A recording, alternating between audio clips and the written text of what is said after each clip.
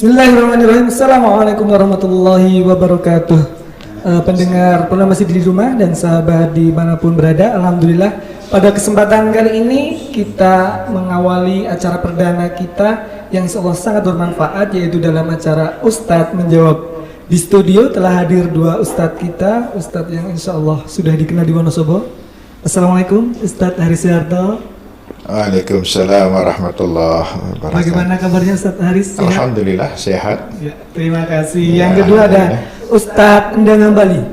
Assalamualaikum Ustadz. Waalaikumsalam warahmatullahi wabarakatuh. Alhamdulillah. Dua Ustadz telah hadir di studio kali ini. Kita akan ngobrol-ngobrol santai berkaitan dengan permasalahan ataupun acara-acara yang ada di sekitar ataupun lingkungan kita. Untuk itu memang baiknya kita itu bertanyanya dengan Ustadz. Kalau dengan Google kita agak bingung karena banyak sekali ini situsnya kredibel atau tidak, ini banyak sekali. Untuk itu di acara yang spesial ini Ustadz Menjawab, kita akan bertanya berkaitan dengan masalah-masalah yang ada di sekitar kita. Saya akan membacakan sebuah ayat Al-Quran, fas'alu ahla dzikri in kuntum la ta'lamun. Artinya, maka tanyakanlah kepada orang yang berilmu jika kamu tidak mengetahui. Untuk itu dalam sesi kali ini akan ada tausiah materi yang akan disampaikan oleh beliau Ustadz Haris Suharto. Kepada Ustadz Haris kami persilahkan. Assalamualaikum warahmatullahi wabarakatuh. Waalaikumsalam warahmatullahi wabarakatuh. Alhamdulillah, salatu wassalamu ala rasulillah. Asyhadu an la ilaha illallah wahdah wa asyhadu anna Muhammadan abduhu wa rasuluhu la nabiyya ba'dah. Alhamdulillahirabbil alamin. Kita panjatkan puji syukur kepada Allah. Kita wajib mensyukuri nikmat Allah dan sekaligus kita bersabar dengan apapun yang Allah kehendaki. Situasi yang semacam sekarang sedang kita alami adalah suatu situasi yang dikehendaki oleh Allah. Maka disitulah letak siapa yang bersabar, siapa yang bersyukur sedang dipantau dan dimonitor oleh Allah. Semoga kita tergolong orang-orang yang bersyukur dan bersabar itu. Para pendengar bernama Sidi yang saya hormati, memang ada hal yang tadi disampaikan bahwa persoalan-persoalan seringkali membingungkan kita. Dan kalau sudah sampai pada kata bingung, maka kita tidak mendapatkan apapun kecuali hal-hal negatif yang bisa menjadi dampak dari apa yang kita alami itu.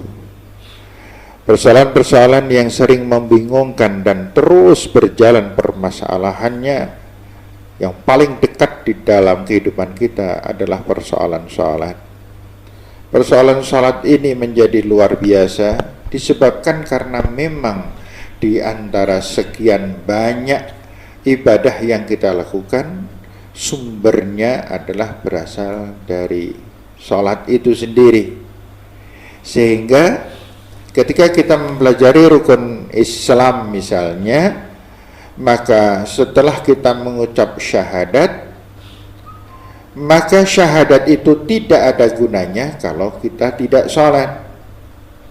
Dan di berbagai hadis mengatakan, apalah artinya kita mengeluarkan zakat kalau kita tidak sholat?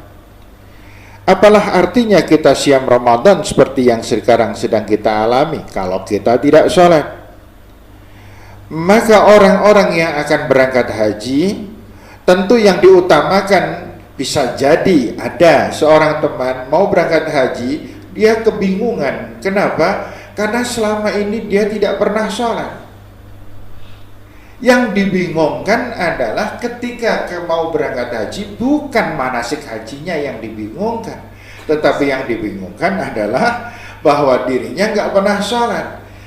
Dia belum mengetahui apapun tentang hal ini, tetapi nalurinya sudah mengatakan, kalau saya tidak pernah sholat, kok berangkat haji? Apa gunanya saya berangkat haji? Dia belum tahu padahal, tapi nuraninya sudah mengatakan, saya tidak ada gunanya kalau haji tanpa sholat. Maka orang yang mau berangkat haji dan dia masih kadang-kadang sholat atau bahkan belum sholat, yang paling utama adalah dia melaksanakan sholat serajin mungkin, baru dia merasa mantap untuk berangkat ke haji tersebut. Para pendengar yang saya hormati, yang disayang oleh Allah, semoga ya Allah, amin. Kita semuanya kembali memahami bahwa persoalan sholat adalah persoalan yang paling tinggi nilainya, karena di dalam sholat, sebagaimana yang Rasul pernah mengatakan di dalam sebuah hadis, yaitu as-salawatul hams wal jum'ah ilal jum'ah war ramadan ilal ramadan mukaffirati ma bainahunna idza tunibatil kabair. Ini hanya sholat yang bisa semacam ini. Apa itu? Bahwa ternyata para pendengar sekalian, ketika kita menunaikan sholat, contohnya misalnya kita sholat zuhur, sholat zuhur kita akan menghapus semua dosa dan perbuatan kita dari semenjak kita selesai sholat subuh sampai zuhur. Itu yang dimaksud oleh Rasulullah SAW, semacam itu. Kemudian kita sholat asar, maka artinya sholat dosa-dosa kita antara zuhur dan asar dihapus oleh Allah. Ini menjadikan kehidupan kita semakin nyata, semakin berarti apabila kita menunaikan ibadah yang bernama sholat yang 5 kali. Yang perlu kita pelajari bersama-sama pada kesempatan hari ini, sholat yang macam apa yang bisa menghapus atau menutup dosa-dosa kita. Karena kalau Rasul mengatakan bahwa sholat itu menghapus dosa, oh artinya kan sholat menghapus. Sholat adalah tip X. Kalau saya mengatakan menghapus mungkin bisa dikatakan salah, tapi sholat itu adalah merupakan tip X, dan tip X itu mempunyai kualitas yang berbeda-beda, atau menghapus itu mempunyai kualitas yang tidak sama. Ada yang kecil harganya mahal, ada yang sangat besar harganya sangat murah tetapi tidak berkualitas. Ada ketika saya menulis, kita menulis, kemudian kita mengambil setip, maka kebersihan dari yang kita tulis itu sangat tergantung dengan setipnya. Ada setip yang untuk menghapus bukannya tambah hilang tetapi semakin hilang, bahkan ada yang sampai berubah.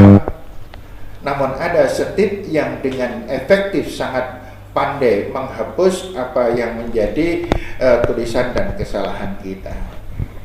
Nah, di samping saya di sini ada Ustadz Endang dan ada Pak Nanang yang sebagai moderator.